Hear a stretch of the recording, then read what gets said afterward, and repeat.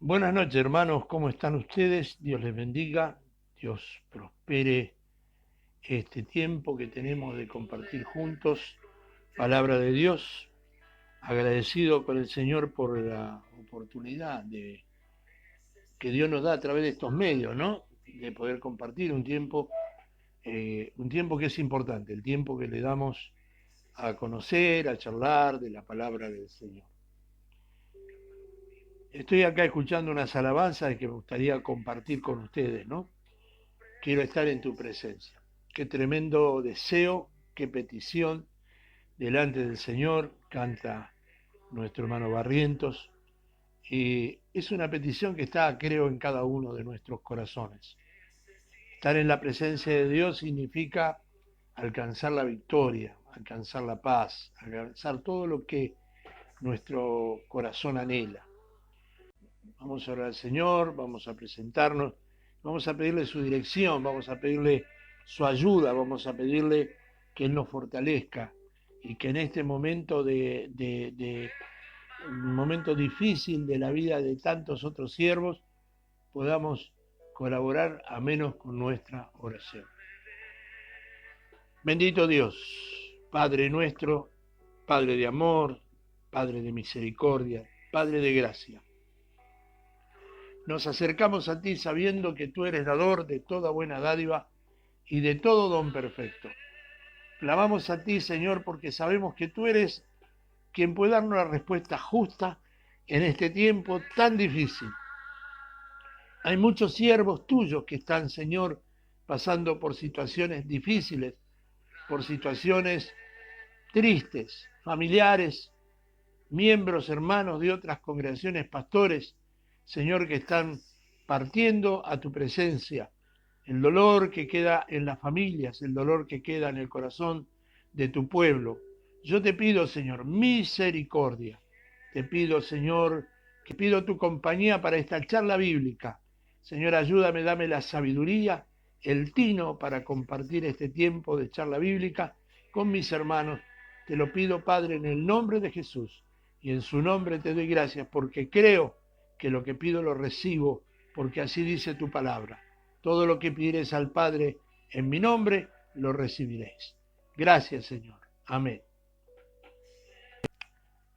El jueves pasado hablábamos de la integralidad del cuerpo de Cristo, que tenemos que aprender a trabajar en forma integral o en forma de equipo.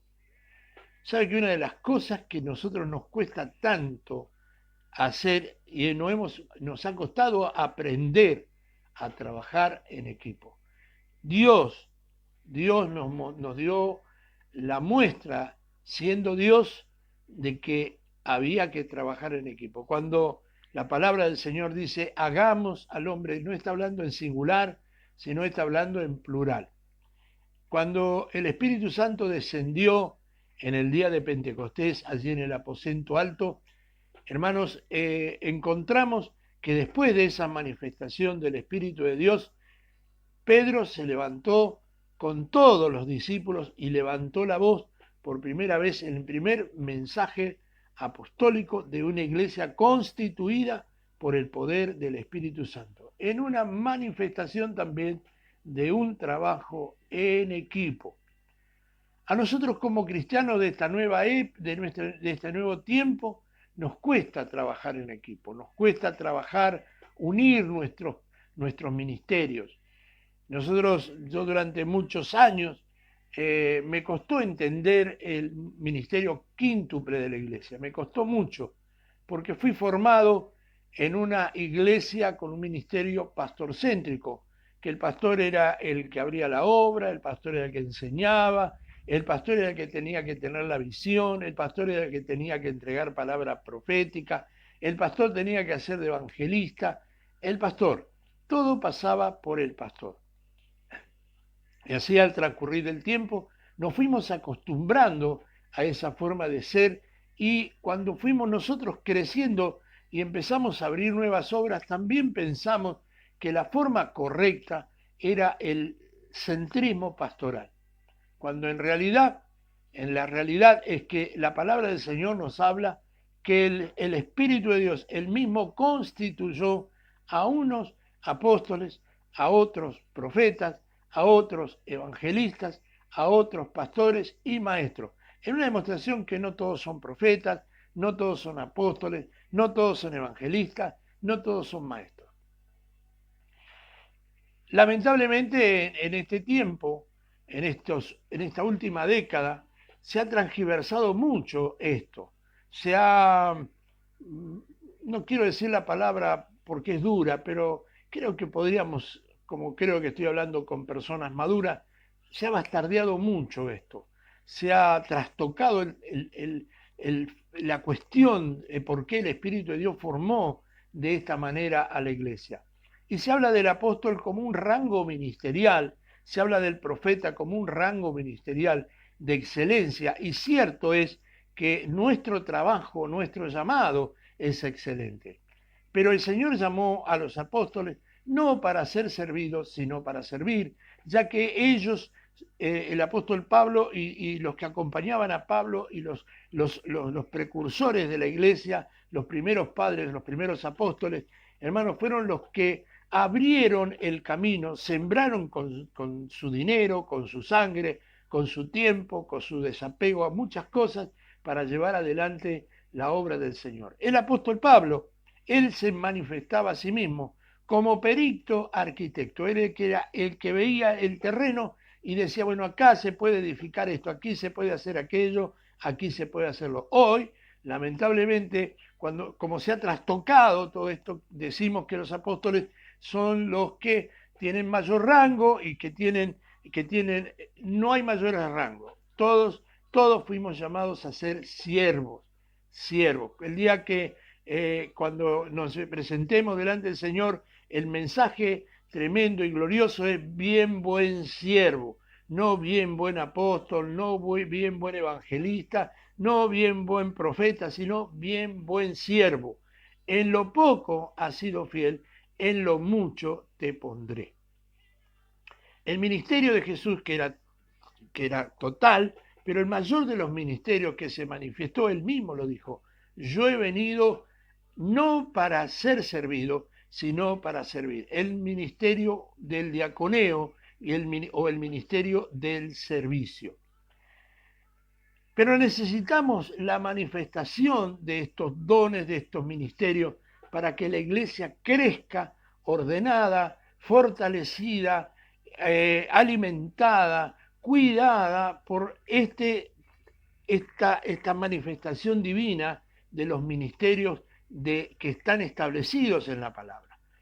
Alguien me ha dicho alguna vez, pastor, ¿hay apóstoles en este tiempo? Sí, no del Señor, porque para ser apóstol del Señor habría que haber caminado con el Señor, tendrían que haber compartido con el Señor, tendrían que haber visto al Señor, pero no es del Señor, sino de la iglesia apóstol del Espíritu Santo de Dios que los apartó para un ministerio poderoso. No más grande ni más chico, sino poderoso en servicio. Bendito sea el nombre del Señor. ¿Hay profeta en este tiempo? Sí, hay profeta en este tiempo.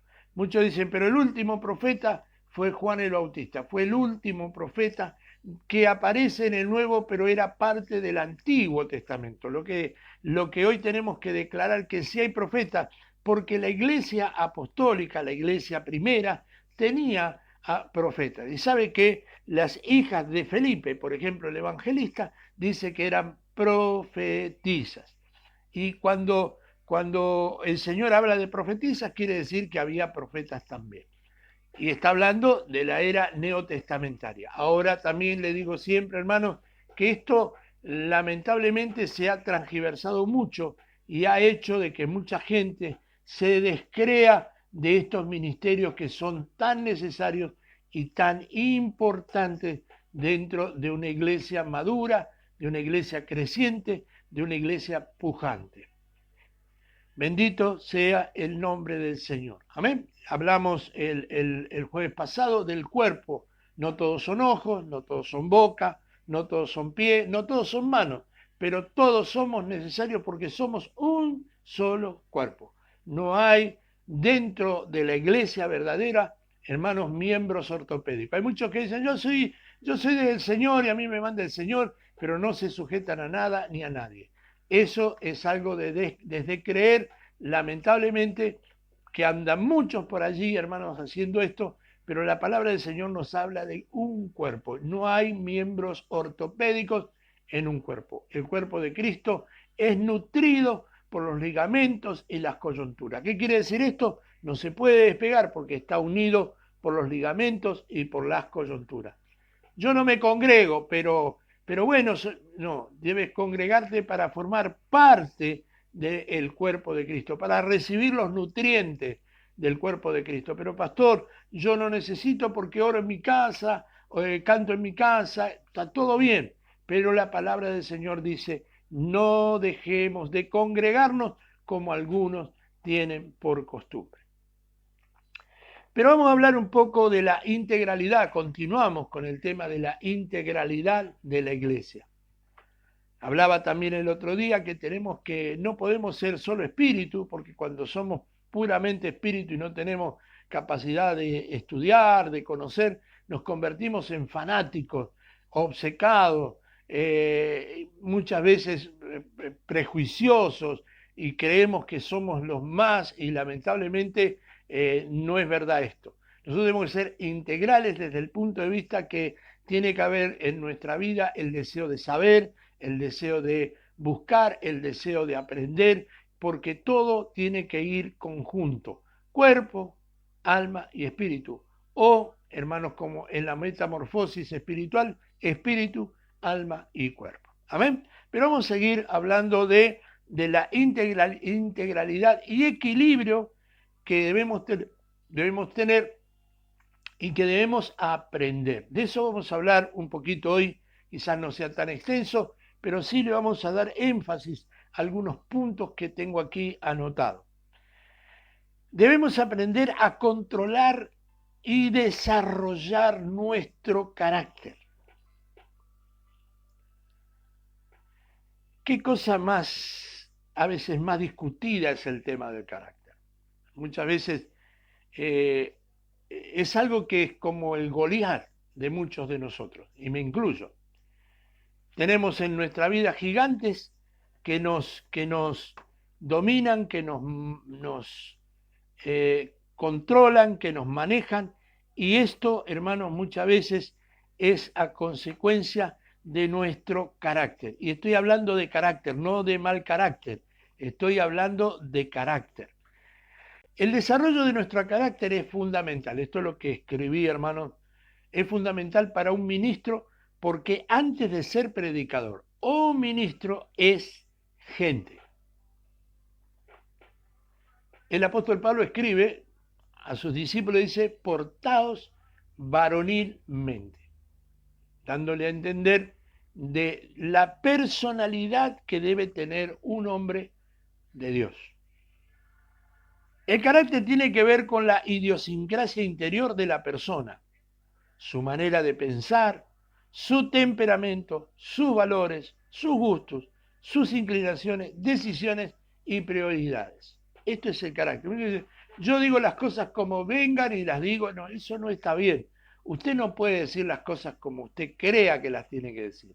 Ni yo, tenemos que aprender a sujetar nuestra identidad, nuestro carácter. Yo fui formado de una manera, hermanos, por mi infancia, por mi pobre educación, no supe tener a lo mejor la capacidad dialéctica de decir las cosas de una forma excelente. Y yo creía que decirlas como venían a la boca estaba bien. Lo importante es decir.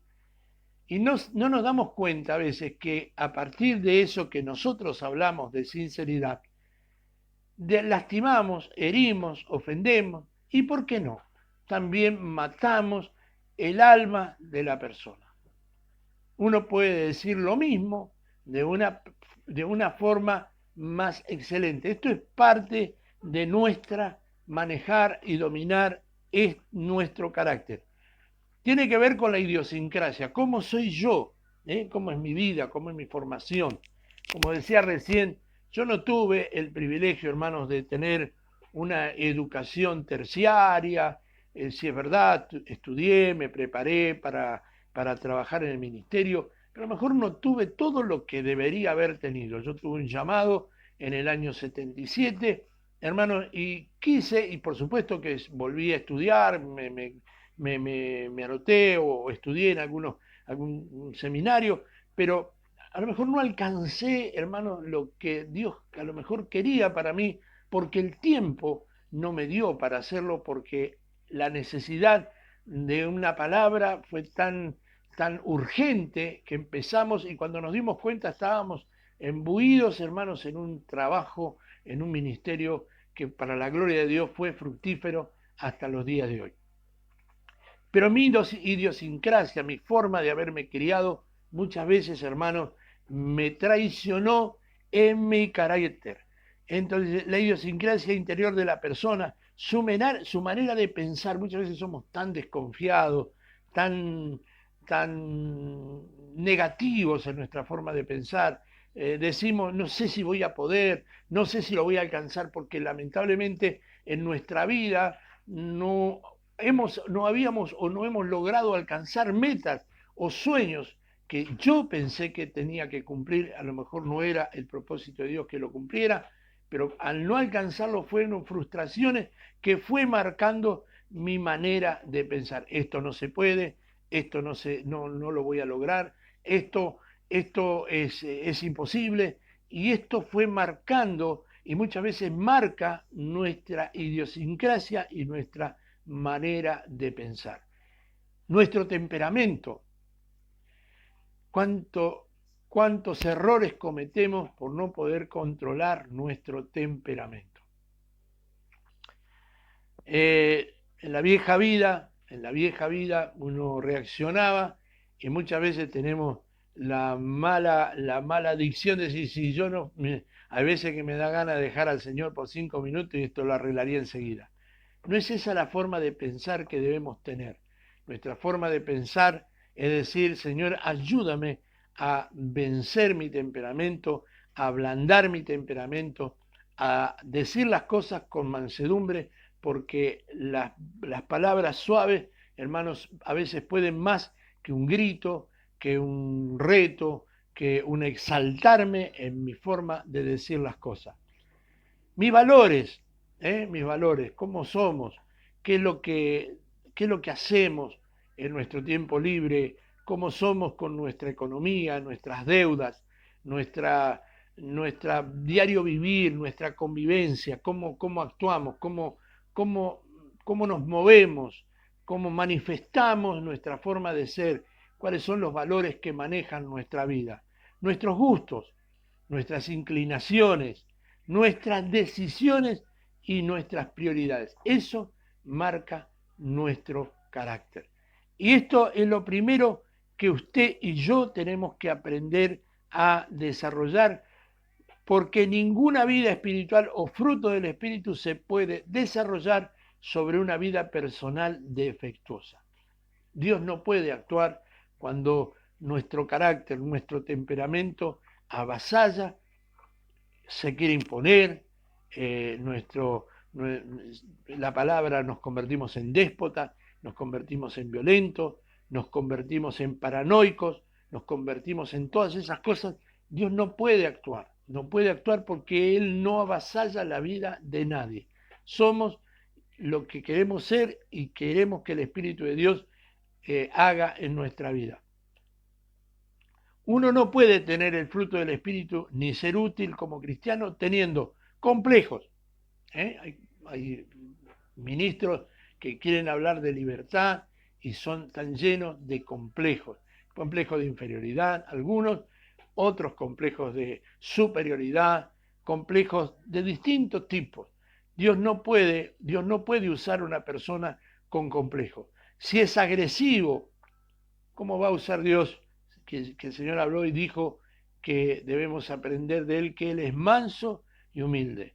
La agresividad típica del viejo hombre, típica de la vieja mujer. Yo he visto, he sido testigo de algunas actitudes de hombres con cargos ministeriales siendo hombres agresivos, violentos, reaccionarios y dispuestos a llegar hasta las últimas consecuencias porque defendían su postura. Hirientes, descomedidos, desconsiderados, ventajosos, quisquillosos, paranoicos, irascible, violento. Ninguna de estas cosas puede combinar con el fruto del Espíritu de Dios ni con los dones del Espíritu Santo de Dios. O sea, si yo dejo, hermanos, todos tenemos todos los seres humanos tenemos de estas cosas en nuestra vida, pero ¿qué es lo que tenemos que hacer? Tenemos que buscar de desarrollar en nuestra vida y vencer a través de nuestra renuncia a esas cosas que nos dominan muchas veces. Si usted es impulsivo, si es hiriente, ¿cuántas personas lastiman la vida de una persona trayéndole dolor, trayéndole angustia, trayéndole soledad con una palabra? Una sola palabra puede, hermanos, matar el buen deseo, la buena voluntad, el esfuerzo de una persona durante años. Con una sola palabra podemos voltear muchas de esas cosas. Ser descomedido, ¿eh?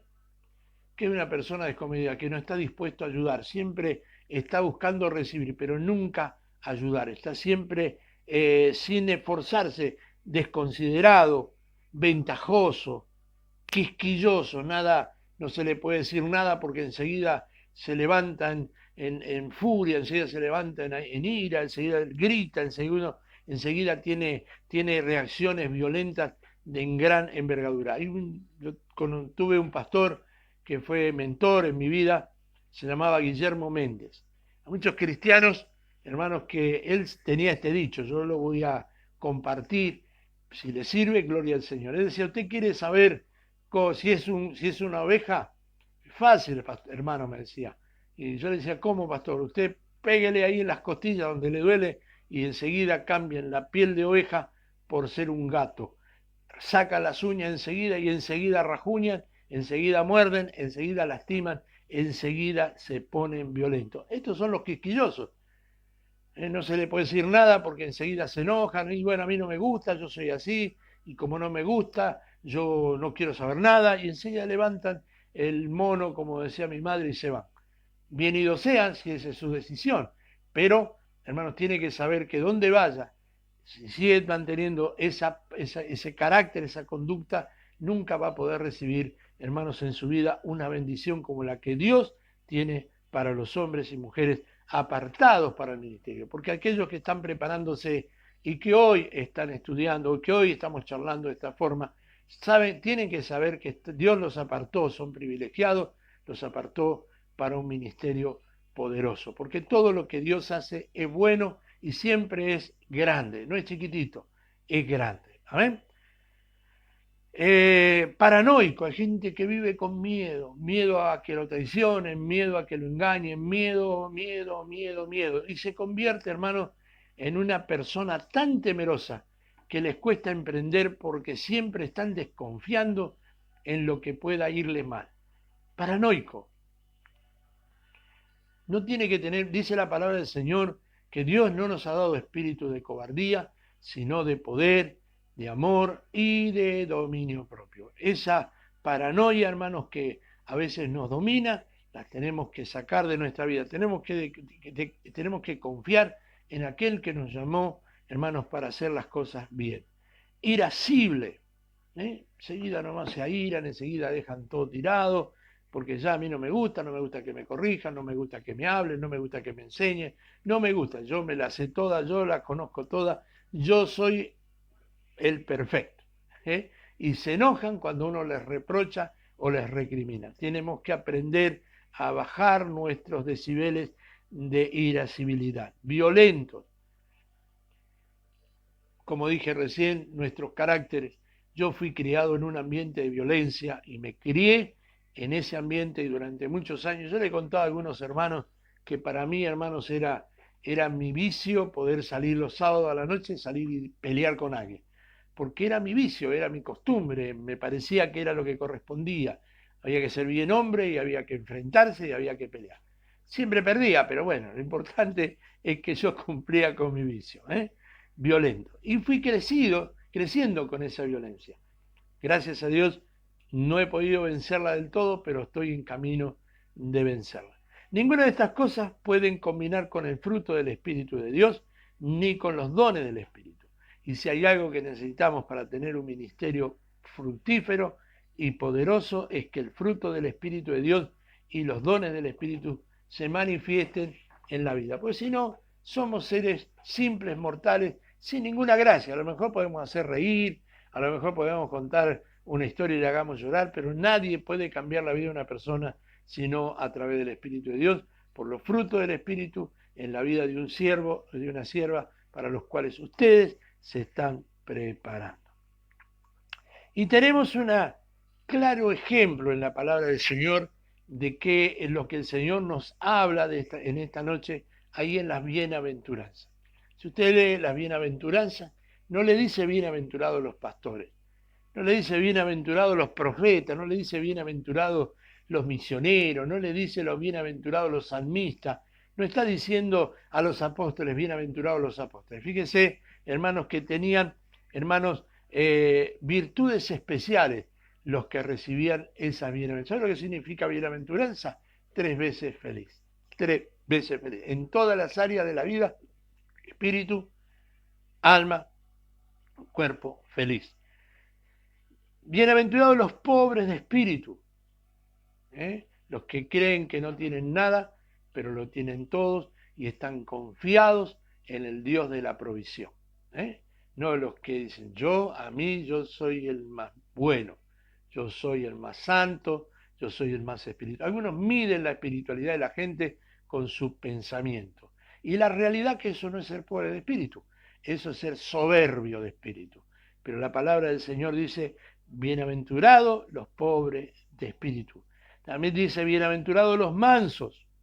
Dice, yo soy manso, pero no soy menso. No. Tenemos que entender que mansos es manso. Y nos habla en todas las áreas de nuestra vida. Dios me ayude a mí para ser manso. Muchas veces, hermano, digo, Señor, dame 5 minutos. Porque a veces nos pasa. ¿A quién no le ha pasado? Y a mí sí me ha pasado. Si a usted no le pasó, gloria al Señor. Pero la palabra del Señor, bienaventurados los mansos, los que lloran. Los que lloran. ¿Por qué lloran? Porque no se pueden a veces desahogar, es decir, ¿por qué el Señor dame? Lloran en silencio. Los que tienen hambre y sed de justicia, no los que hacen justicia por mano propia, los que tienen hambre y sed de justicia. Los misericordiosos, los de limpio corazón, los pacificadores, los que padecen persecución y los que son vituperados. ¿Vio a quiénes les da la bienaventuranza? No le dice al buen predicador, no le dice al evangelista, no le dice al apóstol, no le dice al profeta, no le dice al pastor. Le dice a los pobres de espíritu, a los mansos, a los que lloran, a los que tienen hambre y sed de justicia, los misericordiosos, los de limpio corazón, los pacificadores, los que padecen persecución, los que son vituperados. Debemos aprender también que lo interior determina lo exterior. Aquí hoy, hermanos, como dije, no va a ser tan largo el tiempo de enseñanza, así que aprovechémoslo lo más que podamos. Anote todo lo que le sea útil, porque esto lo vamos a volver a recordar cuando tengamos nuestras clases presenciales y voy a pedir a los hermanos que están estudiando, hermanos, porque les avisé que estamos estudiando a través del internet, que me respondan estas preguntas. De manera que el desarrollo integral del ministro empieza con el carácter, es decir, lo mismo. Su personalidad, lo que uno es dentro, determina lo que es fuera. Nuestras acciones son el resultado de nuestra idiosincrasia. Nosotros no actuamos o no deberíamos actuar para venir a ser, sino que actuamos por lo que somos. Una cosa es querer parecer y otra cosa es ser, en otras palabras. Nosotros sí o sí en algún momento se va a manifestar lo que realmente hay dentro de nuestra vida espiritual, dentro de nuestra vida interior, hermanos, y se va a manifestar. Por más que queramos ponerle paño de agua fría, siempre va a aparecer, hermanos, como realmente somos. Amén. Debemos aprender a tener buenas relaciones humanas. Yo no sé cuántas veces usted habrá escuchado decir, no, yo con el mundo no me junto, con el mundo no me mezclo, en una reunión de familia, no, no me junto con mi familia porque ellos son del mundo y yo, gran actitud de la palabra correcta es ignorancia. Y le digo por qué. Porque nosotros fuimos enviados al mundo. Es como querer decir, el Señor me mandó a comprar pan y no voy, o mi mamá me mandó a comprar leche y no quiero ir. El Señor nos mandó al mundo. ¿Y qué es el mundo? Al sistema. No estoy diciendo, hermano, el colectivo está en el mundo, los médicos están en el mundo, los negocios están en el mundo, son parte de la vida, del mundo.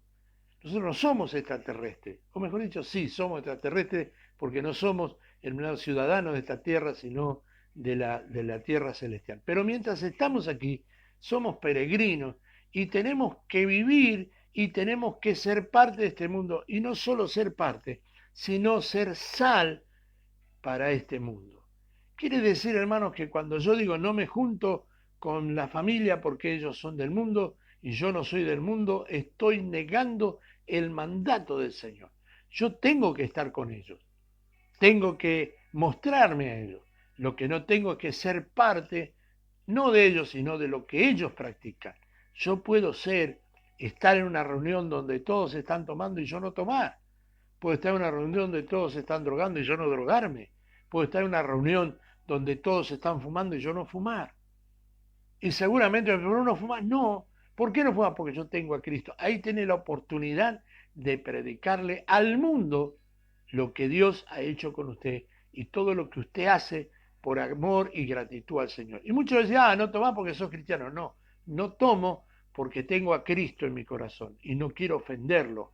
No tomo, no fumo, no hago esto, aquello, lo otro, porque soy parte de un pueblo apartado, elegido. No porque me prohíben, a mí no me prohíbe nadie nada. No lo hago por amor al que me llamó con amor santo. Debemos aprender a tener buenas relaciones humanas. Nadie que quiera alcanzar un ministerio fructífero podrá hacerlo si no tiene buenas relaciones humanas. Si no cultiva y domina el arte de las buenas relaciones humanas, no importa qué tan preparado está, ni qué trabajadora sea, ni qué tan fiel a su congregación, si no sabe tratar correctamente a gente, seguramente fracasará. Literalmente, fracasará. Y yo no creo que ninguno que esté en esta tarde, hermanos, viendo esta charla bíblica, tiene ganas de fracasar. Por lo tanto, debemos aprender en medio de las tinieblas a hacer luz. No podremos ser luz donde hay luz, tenemos que ser luz donde hay tinieblas. Debemos aprender a manifestar nuestras buenas relaciones humanas siempre, siempre, en todo lugar, con nuestros vecinos, con nuestros compañeros de trabajo, con los comerciantes, con la gente que diariamente charlamos. Tenemos que mostrar nuestra animosidad de paz. Tenemos que servir, hermanos, a la gente mostrándole que hay otra forma mejor de vivir, que en medio de tanta cosa fea, tanta inmundicia, hay una posibilidad y hay una opción diferente que es servir al Señor. Creo que en esto estamos de acuerdo, de tratar de ser mejores en nuestra comunicación y en nuestras relaciones humanas. Yo varias veces en charlas así con personas en otros lugares, me han dicho, pastor, pero ¿cómo usted se junta con esta gente? Mire, están tomando ahí. ¿Y cuál es el problema? Pastor, pero usted se junta con esa gente, mire, están todos fumando. ¿Y cuál es el problema? Pero usted se junta con este hombre, mire que este hombre tiene dicen tantas cosas. ¿Y cuál es el problema? Si el Señor vino a buscar lo que se había perdido, no vino a buscar lo que estaba bien, no vino a buscar lo que era bueno, Él vino a buscar lo que no servía, entre los que estaba yo.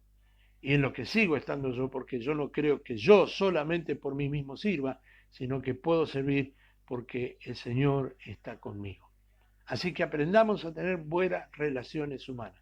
No nos pongamos en jueces de la gente, porque Dios no nos ha puesto a juzgar ni a condenar, aunque sí a juzgar, pero cuando hablamos de juicio estamos hablando de justo juicio.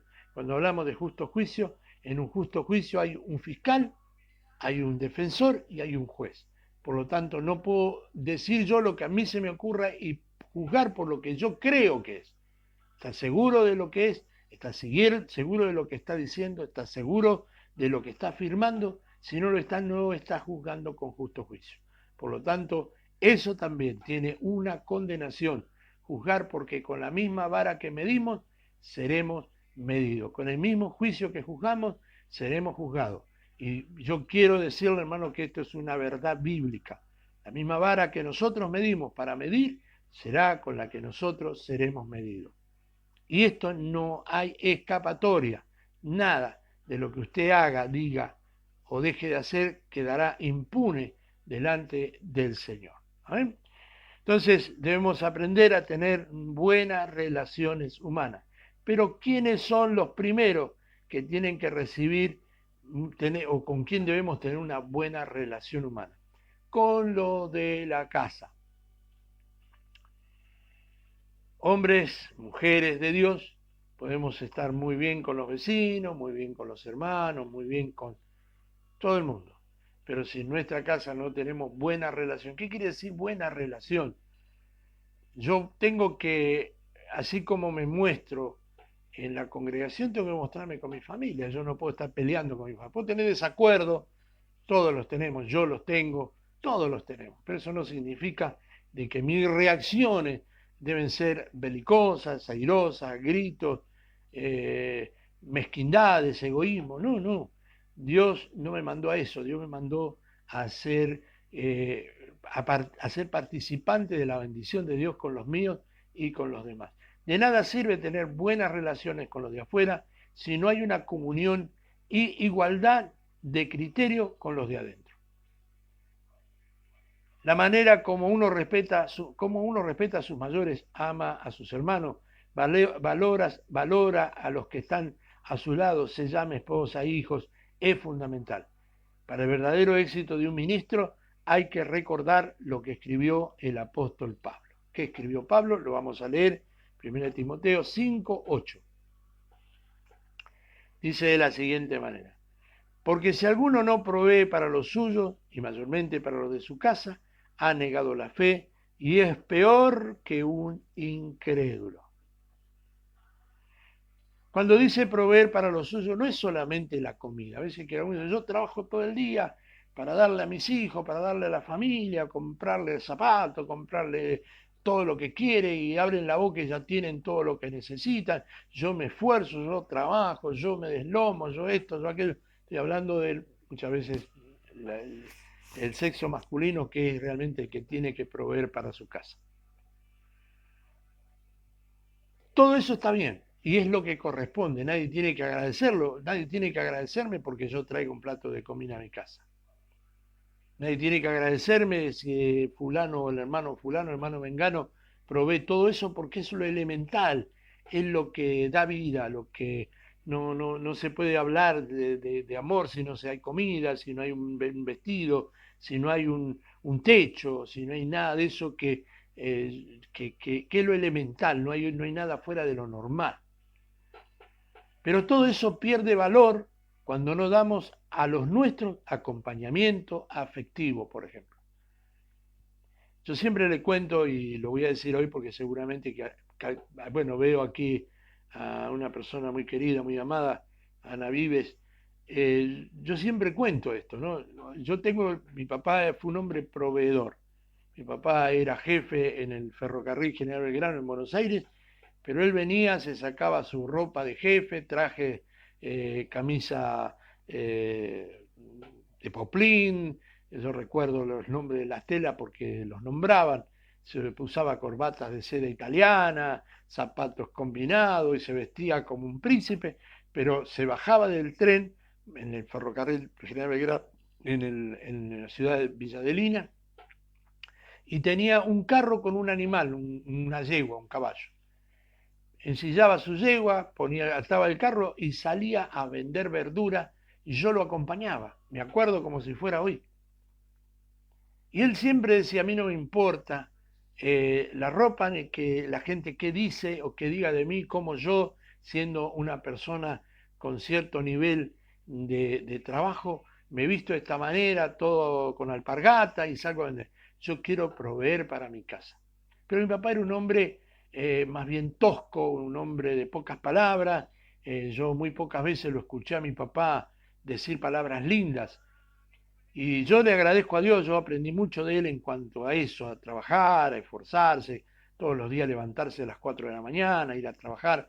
Mi papá tenía un récord que nunca había llegado tarde a un trabajo, nunca.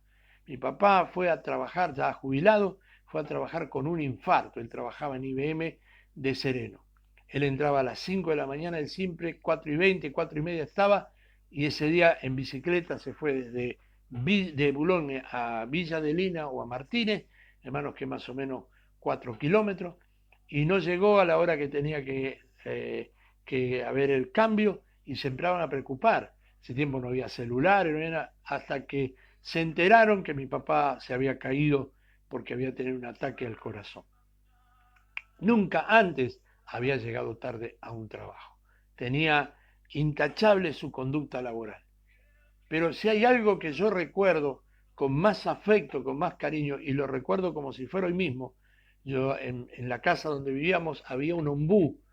Yo sé que acá en el sur no se conoce, es un árbol de tronco grueso, blanda la leña o la madera, y yo me subía a ese ombú y esperaba a mi papá cuando llegaba el tren, y lo veo a mi papá de repente venir con una bicicleta.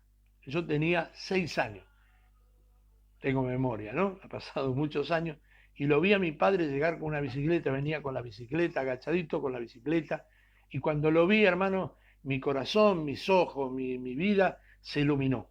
Un gesto de amor valió más que todas las cosas que mi papá me pudo comprar, zapatos, zapatillas, pelotas de fútbol.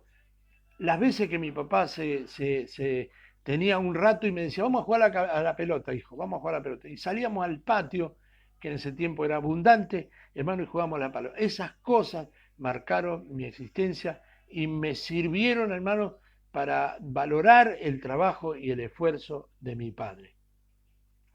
Sabe, hermano, nadie, por más que usted le dé a un niño todo lo que él necesita, le dé a una casa todo lo que necesita, pero si usted no tiene un momento de afecto, un momento de cariño, un momento de una palabra dulce, un consejo sano, no un consejo con grito, con golpe, una palabra, mirá, me parece que de nada sirve. Y cuando hablamos de provisión, hablamos de eso, hablamos de proveer emocionalmente a nuestra familia. Nadie puede ser luz en la calle y ser oscuridad en la casa. Nosotros tenemos que ser, visto, no como un juicio ni una condenación, personas que dentro con la gente de afuera son puro cariño, puro afecto, son desprendidos, son amorosos, son tantas cosas, pero en la casa son egoístas, son violentos, nunca una palabra dulce, nunca una palabra cariñosa, nunca un gesto de amor. Nosotros tenemos que ser luz afuera y luz adentro. Pastor, me cuesta, sé que cuesta, pero tenemos que aprender. Por eso se llama lo que tenemos que aprender para enseñar a otro. Debemos aprender a tener relaciones humanas con nuestra congregación. Esto es uno de los grandes problemas que se tiene cuando uno llega al ministerio y no aprendió correctamente cuál es su posición. ¿Qué eres vos? ¿Qué vas a hacer? Vas a ser un pastor, y cuando seas pastor te vas a imponer con un gesto adusto, con una imposición de carácter. Y acá el que escuché a varias veces hace un tiempo atrás, estábamos pasando un momento y necesitaba apartarme para que Dios me hable, ir a otra congregación que no me conozcan para que Dios me hable, para esas cosas que uno ha vivido, no sé, creo que todos los pastores vivimos esas situaciones. Y fui a aparecer en una iglesia, hermanos, chiquitita, no le voy a decir dónde, porque ya sería entrar en chismoserío, pero hermanos, llegué a una iglesia y había como 5 o 6 hermanos, y Y yo entré con mi Biblia, normal, como era chiquitita, digo, ¿qué? Acá no me conoce nadie, estacioné el auto, me bajé con mi Biblia y me senté en la última asiento, la última banca. Y atrás había un hermano, me dice, usted, disculpe, ¿usted es conocedor? Sí, soy pastor.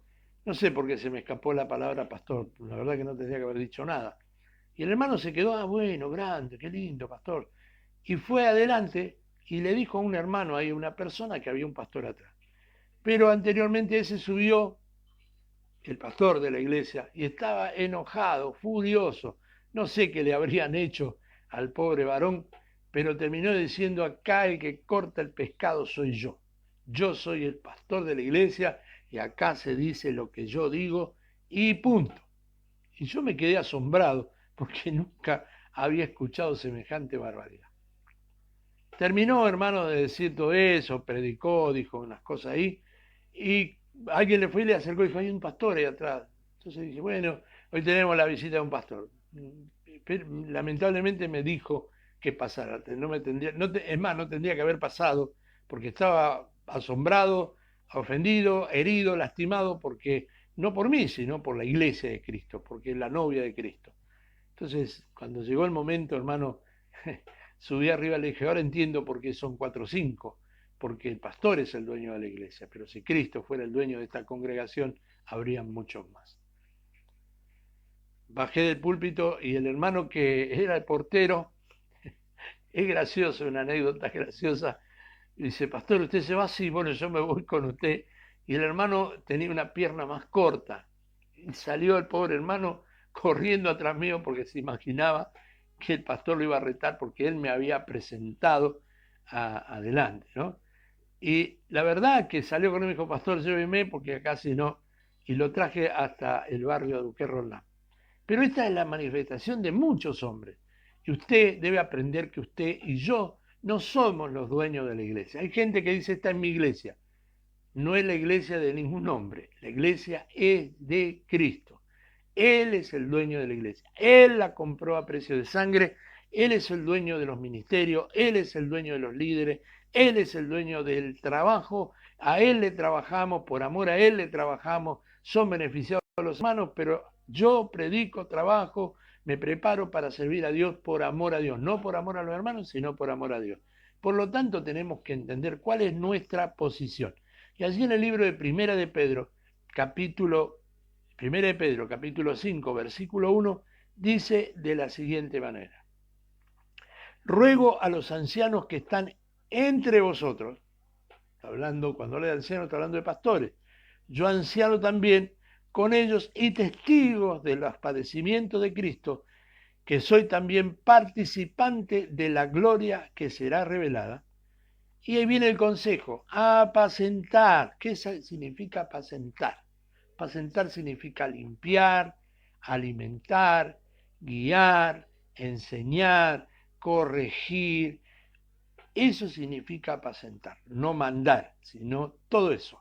La grey de Dios que está entre vosotros, cuidando de ello no por fuerza, sino voluntariamente, no por ganancia deshonesta, sino con ánimo pronto. ¿Qué significa la ganancia deshonesta? El apóstol Pablo habla y dice que el obrero es digno de su salario y que no se le pondrá bozal al buey que trilla. Está hablando de los ministros, está hablando de los pastores, está hablando de los que sirven. El que trabaja en el Evangelio, viva del Evangelio. El que trabaja en el altar, viva del altar. Eso dice la palabra. No está mal que un hombre que dedica su vida para enseñar, para corregir, para cuidar, para apacentar, reciba el beneficio económico de una ayuda, de una ofrenda o de lo que Dios establece en su palabra. El problema es cuando la ganancia es deshonesta, cuando la ganancia es con truhanería, con mentiras. El problema es cuando nosotros decimos, hermanos, traiga tanto porque Dios le va a dar tanto y nos beneficiamos nosotros. La iglesia que es bendecida, el pastor que es bendecido, la iglesia también es bendecida. El hombre de Dios que está predicando y enseñando la verdad bendice a la iglesia. El hombre o la mujer es bendecida y la iglesia también es bendecida. Pero es triste ver cuando hay hombres que usando la palabra del Señor, usando la Biblia, usando el púlpito, usando el altar, usufructan de lo que no les pertenece. Esas son ganancias deshonestas. Esa es la ganancia que Dios, hermanos, desprecia. No dice, apacentar la grey de Dios que está entre vosotros, cuidando de ella, no por fuerza, sino voluntariamente, no por ganancia deshonesta, sino con ánimo pronto. Amén. Seguimos, hermano. En el versículo 3 de este 3 y 4 de este primera de Pedro. No como teniendo señorío sobre los que están a vuestro cuidado, sino siendo ejemplo de la grey. Yo no soy dueño de ninguno de los miembros de esta congregación. El dueño es el Señor. El dueño del Señor, el dueño de la iglesia es el Señor. Él la compró con su propia sangre. Yo simplemente soy un obrero que está trabajando en la viña del Señor. Y cuando aparezca el príncipe de los pastores, vosotros recibiréis la corona incorruptible de gloria. Solo aquellos que trabajan de la forma que dice la palabra, hermanos, no porque digan ser pastores, sino porque han trabajado, han cuidado, han apacentado, no por ganancia deshonesta, no teniendo señorío, esos recibirán, hermanos, la corona, hermanos, incorruptible de gloria que Dios tiene preparado para los pastores. Hacer las cosas de otra manera es usurpar un lugar que no nos corresponde, porque Él es dueño de las ovejas y nosotros siervos de ese rebaño, que nada tenemos y debemos cuidar lo que Él nos dio para poder recibir la corona preparada para los pastores. Los que actúan de otra manera se convierten en autoritarios y esto le desagrada al Señor de la mies. Por tanto, se debe tener cuidado con, por ejemplo, las asperezas. Las asperezas. Hermanos, vamos a dejar aquí, se nos ha ido la hora, así que Dios me los rebendiga, hermanos, y el domingo otra vez salimos con un mensaje de la palabra del Señor a las 7 de la tarde. Que el Señor de paz los bendiga, los saludo, Shalom Adonai.